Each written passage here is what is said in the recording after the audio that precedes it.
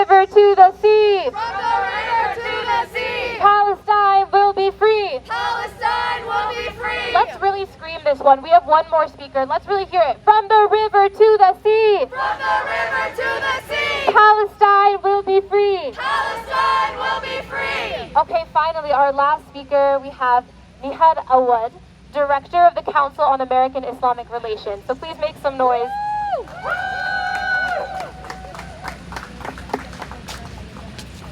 Assalamu alaikum. Good morning.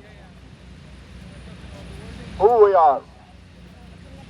We are Muslims, Christians, Jews, people of faith and people of no faith, people from different backgrounds standing here in front of the White House to make a simple statement about a new visitor to the White House today. To make it simple, let me remind you, most of the attention today is focused on Afghanistan, on Taliban. What would Taliban do if it forms a government? Why am I bringing this example? Imagine if Taliban forms the government, continues to do what it was doing to the people of Afghanistan before they were defeated in 2001. And they became national and international leaders.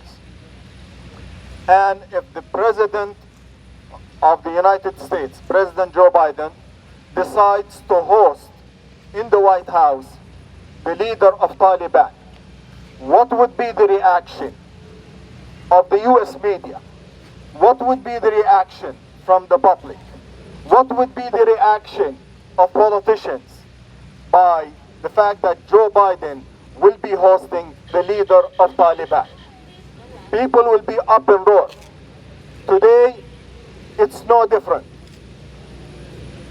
President Joe Biden is hosting the leader of the Israeli Taliban.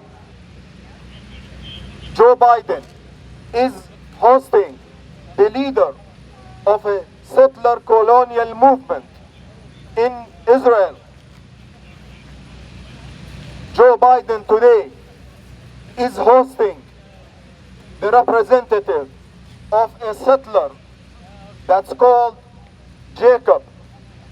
Jacob, if I remind you, is the same person who told Muna al-Kurd in Sheikh Jarrah that if I don't steal your house, someone else will steal it.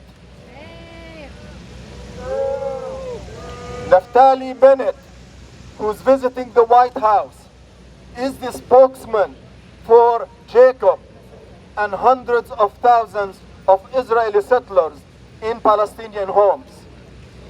What would be the reaction of politicians who believe that human rights should be elevated?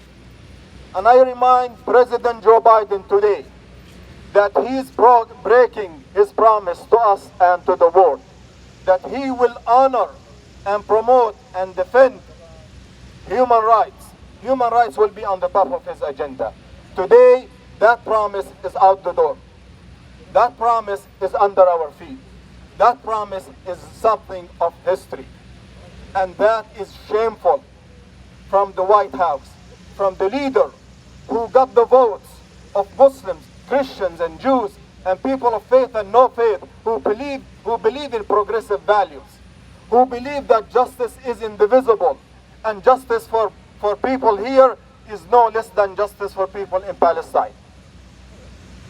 Joe Biden is breaking his promise to protect human rights of the Palestinian people.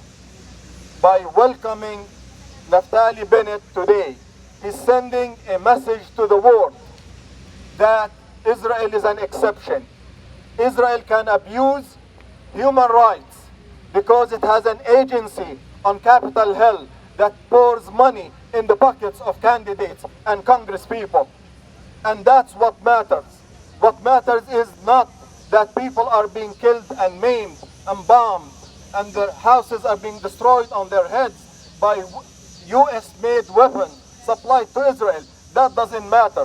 What matters is there is money pouring in the pockets of people like Joe Biden to become candidates and to maintain the status quo. And that is a shame.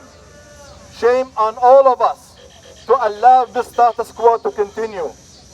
Ladies and gentlemen, it's time to realize that pouring money into an occupation is similar to pouring money into an Afghanistan. We have spent $2 trillion on 2 wars in Iraq and in Afghanistan. 20 years later, we said, what did we do? We turned countries upside down, and we had a shameful exit. We have been doing the same thing to the Palestinians for 70 years and creating despair, refugees, and tragedies for families, including my family. I am a Palestinian. I am a refugee.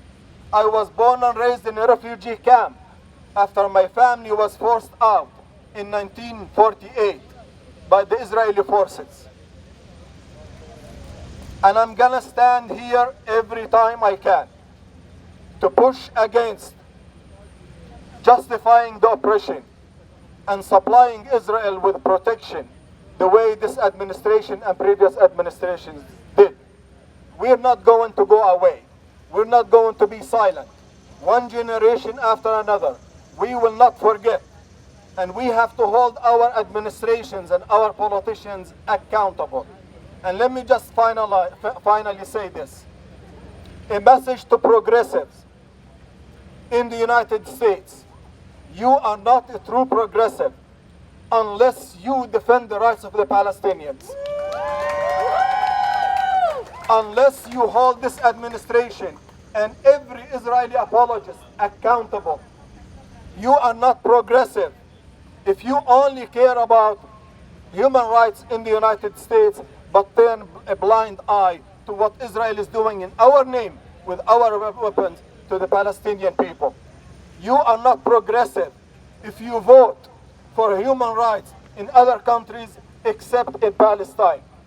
You are not progressive if you pay attention to every entity on earth except to the Israelis. Why? Because Israel is pouring money and their representatives and apologists are filling the pockets of you to replenish your campaigns and succeed in your political aims. That is something that needs to change in the United States. It is up to you and up to me. We will not give up. We should hold our elected officials accountable to make sure that justice is indivisible and the human rights of the Palestinians are no less important than the human rights of the Israelis, of the Americans, of every other nation on earth. Thank you.